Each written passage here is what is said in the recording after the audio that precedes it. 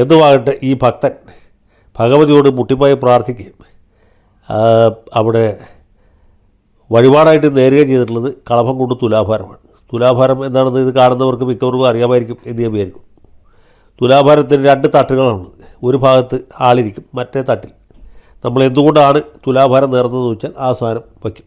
അത് എള്ളുകൊണ്ടാവാം, പഞ്ചസാര കൊണ്ടാവാം, കദളിപ്പഴം കൊണ്ടാകാം, ശർക്കര കൊണ്ടാകും, എന്തുകൊണ്ടുമാകാം. നമ്മുടെ ഇപ്പോഴത്തെ പ്രധാനമന്ത്രി മുമ്പ് ഗുജറാത്ത് മുഖ്യമന്ത്രിയായിരുന്ന സമയത്ത് അദ്ദേഹം ഗുരുവായൂർ ക്ഷേത്രം സന്ദർശിച്ചു. കുറേ വർഷങ്ങൾക്ക് മുമ്പാണ്. അന്ന് താമരപ്പൂ കൊണ്ടാണ് അദ്ദേഹത്തിന് തുലാഭാരം നടത്തിയത്. അതിനുവേണ്ടി എത്ര കിലോ താമരപ്പൂ വേണ്ടി വന്നു എന്നൊന്നും ഞാനിപ്പോൾ ഓർക്കണില്ല.